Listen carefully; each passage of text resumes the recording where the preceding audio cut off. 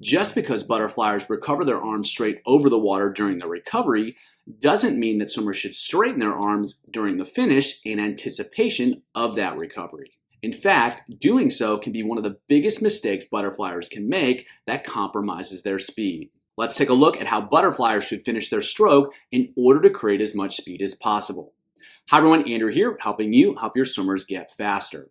There are two goals that swimmers have to achieve in order to optimize the finish of their stroke. First, they want to create as much propulsion as possible for as long as possible. When both arms are recovered at the same time, swimmers can't create any propulsion with their arms, and so speed is going to fall. The more body speed swimmers can carry into their recoveries, the less that body speed is going to drop. And the more propulsion they can create, the more speed they're going to be able to create. So swimmers want to create propulsion for as long as possible. At the same time, recovering both arms over the water is physically challenging. And when the arms get tired, it becomes very difficult to hold the stroke together and to maintain speed. So the more effortless we can make the recoveries, the easier it's going to be for swimmers to sustain their speed.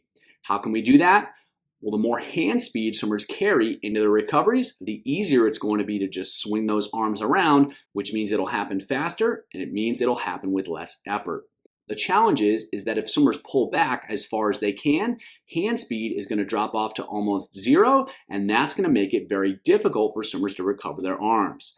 At the same time, if swimmers stop their pull early, they may be able to recover their arms easily, but they're not going to create as much propulsion as possible, which is going to limit their speed. So they have to find a solution that allows them to create as much propulsion as possible and allows them to get as much hand speed going into the recovery.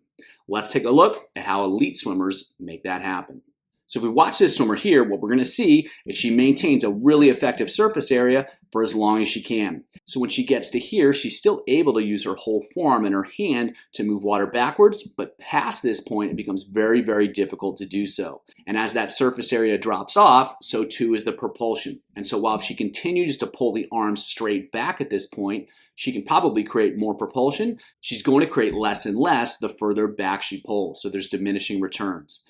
At this point, hand speed is also really fast, so if she stops the pull at this point, she starts to transition to the exit. She's going to have created a lot of propulsion from all the way up here to all the way back here, and she's going to have high hand speed. So if she transitions at this point, it's going to allow her to accomplish both of her goals as best as possible. And the transition from the pull here to the recovery itself is going to be relatively quick. And so she's maintaining her hand speed here. She's just kind of letting the hands slide out, and that allows her to get as much propulsion as she can, again, from all the way up front to all the way back here. And then this part of the finish here, she's still going to get a little bit more as the hands are still under the water, but she's primarily transitioning to the recovery.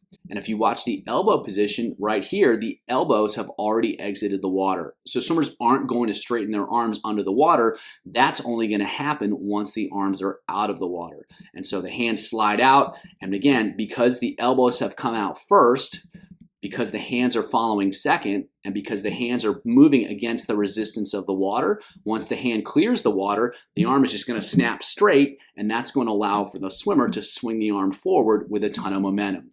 So again, swimmers are trying to pull for as long as possible with as big a surface area as possible, but they're not trying to maximize the pull in terms of getting every last bit of propulsion out.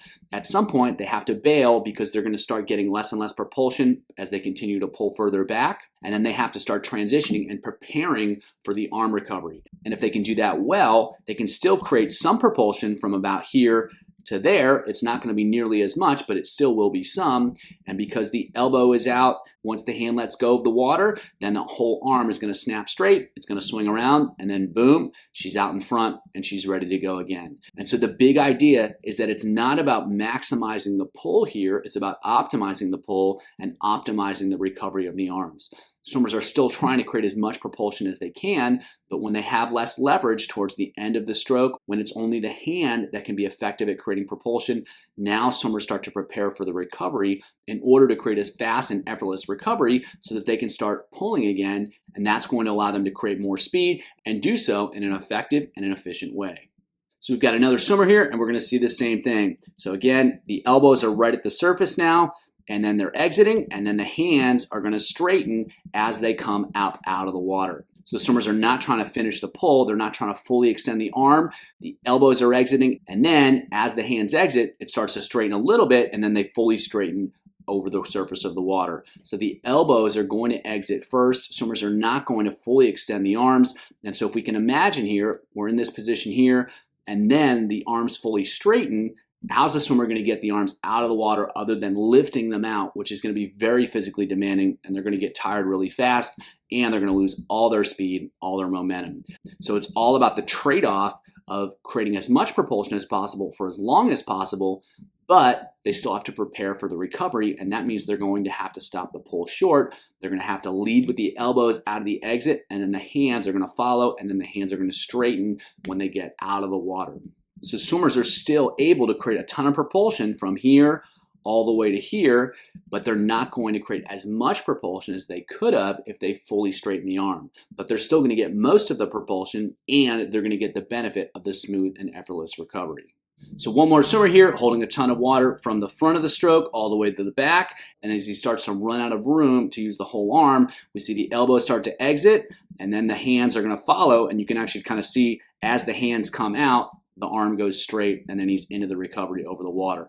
And so holding water for as long as possible, and then once the surface area starts to drop off, swimmers are going to start to get the elbows out of the water. They're going to start to transition to the recovery. The elbows will straighten to some extent. They're not going to fully straighten. And then once they recover out of the water, once the hands release the water, the arms are going to snap straight, and they're going to swing over the water. So just like in every other aspect of swimming, it's not about maximization, it's about optimization of the different components. And so here, holding water for as long as possible with as much surface area as possible, but once that surface area starts to drop off just because of the anatomy of the shoulder, then it's time to start transitioning into the recovery while trying to maintain as much hand speed so that the hands can be thrown over the surface of the water with as little effort and as much speed as possible so that swimmers can get back to creating propulsion with the main propulsive movement, which is going to be the pull in this case. And more specifically, it's going to be the pull from about here to about there. That's where most of the propulsion is going to come. And at this point, it's about continuing to create some propulsion, but more importantly, we're transitioning into the recovery so that the hands can be recovered effortlessly and quickly over the surface so that swimmers can get into the next stroke. For more on how to help swimmers create effective arm recoveries in butterfly, check out the video below.